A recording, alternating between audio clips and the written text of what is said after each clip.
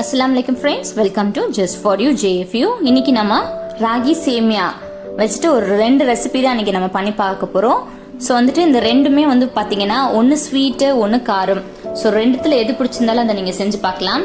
கண்டிப்பாக வந்துட்டு குட்டீஸோட ஃபேவரேட் வந்து ஸ்வீட்டாக தான் இருக்கும். ஸோ பெரியவங்களுக்கு வந்து ஸ்வீட் பிடிக்காது அப்படின்னு சாப்பிடக்கூடாது அப்படின்னா நீங்கள் வந்துட்டு இந்த காரம் ரெசிபியை ட்ரை பண்ணலாம். இந்த ராகி சேமியா நார்மல் சேமியா விட ராகி சேமியா இன்னும் நல்லா டேஸ்ட் நல்லா இருக்கும், ஹெல்த்தியும் கூட.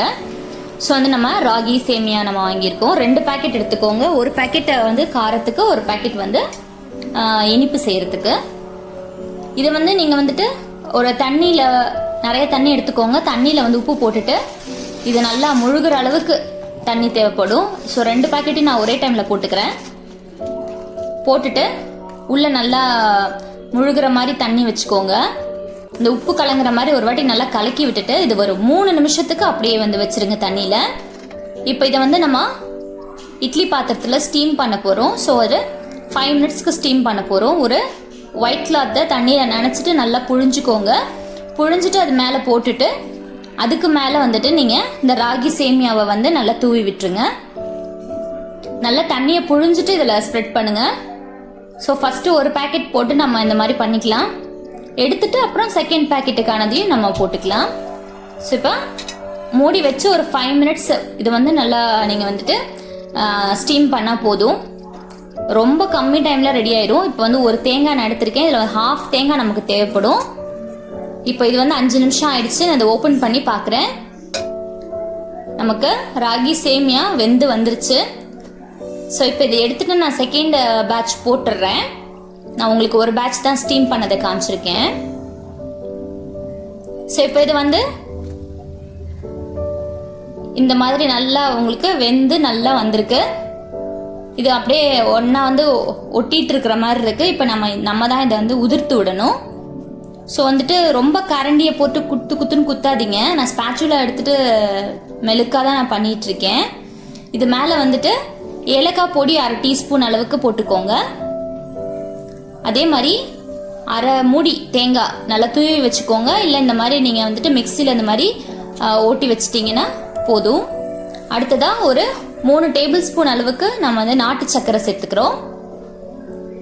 எக்ஸ்ட்ரா வேணும்னாலும் ஆட் பண்ணிக்கோங்க, இல்லை குறைக்கணும்னாலும் குறைச்சிக்கோங்க.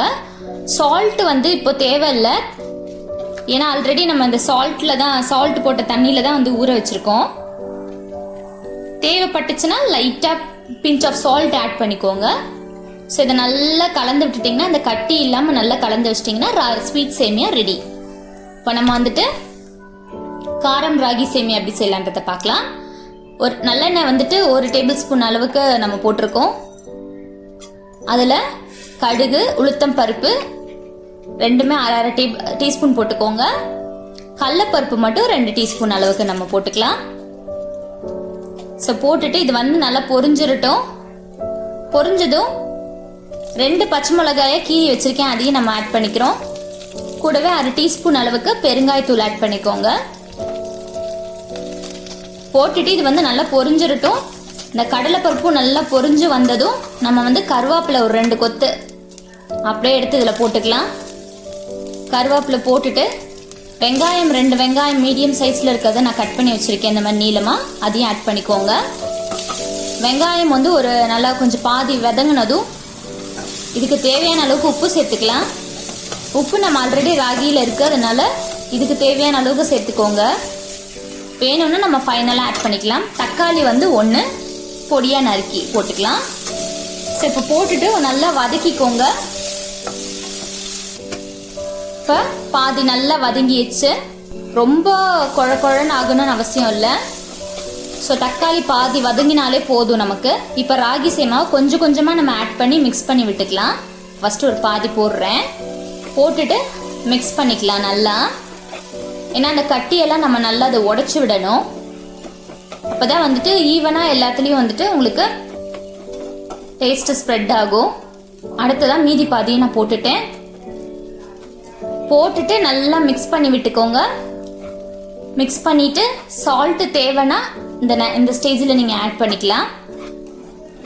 இது வந்து ரொம்ப நேரம் நமக்கு வந்து அடுப்பில் வச்சு கிண்டிக்கிட்டே இருக்கணும்னு அவசியம் கிடையாது. ஜஸ்ட் சூடு ஏறுற வரைக்கும் கிண்டுனா போதும். ஏன்னா ஆல்ரெடி இது வந்து குக் பண்ண ராகி சேமியா தான்.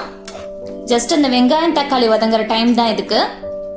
ஸோ இது வந்துட்டு நல்லா ரெடி ஆயிடுச்சு. இப்போ ஜஸ்ட் ஒரு ஃப்ளேவருக்காக 1/2 டீஸ்பூன் கரம் மசாலா நம்ம ஆட் பண்ணுறேன். இது வந்து கம்ப்ளீட்லி ஆப்ஷனல் தான், உங்களுக்கு வேண்டான்னா நீங்கள் விட்டுறலாம். நீங்கள் இந்த ஸ்டேஜில் வந்து தேங்காவை கூட, நீங்கள் துருவின தேங்காவை கூட ஒரு 1/4 மூடி எடுத்து வச்சுட்டு இதில் நீங்கள் ஆட் பண்ணிங்கன்னா இன்னும் சூப்பராக இருக்கும். ஸோ ஸ்பைசி ராகி சேமியா ரெடி ஆயிடுச்சு. இன்னும் கொஞ்சம் டேங்கினஸ் வேணும்னா நீங்கள் லெமன் கூட ஸ்குவீஸ் பண்ணிக்கலாம் சாப்பிட்றப்ப. அவ்வளோதான், நம்மளோட சூப்பரான ஸ்வீட் ராகி சேமியாவும் ஸ்பைசி ராகி சேமியாவும் ரெடி ஆயிடுச்சு. கண்டிப்பாக ராகி சேமியா வாங்குனீங்கன்னா இந்த மாதிரி ட்ரை பண்ணி பாருங்கள். எப்படி வந்துச்சுன்னு எனக்கு கமெண்ட்டில் சொல்லுங்கள். இந்த வீடியோ உங்களுக்கு பிடிச்சிருந்தா லைக் பண்ணுங்கள், ஷேர் பண்ணுங்கள், மறக்காம நம்ம சேனலை சப்ஸ்கிரைப் பண்ணிடுங்க. கூடவே பக்கத்தில் இருக்க அந்த பெல் ஐக்கானை கிளிக் பண்ணிக்கோங்க. அப்போ தான் நம்ம போடுற வீடியோஸோட நோட்டிஃபிகேஷன் உங்களுக்கு உடனே வரும். வேறு ஏதாவது வீடியோஸ் தேவைப்படுச்சுன்னா எனக்கு கமெண்ட்டில் சொல்லுங்கள். கண்டிப்பாக அந்த வீடியோ நம்ம போடலாம். தேங்க்யூ, பாய். வேற ஒரு வீடியோவில் உங்களை நான் சந்திக்கிறேன்.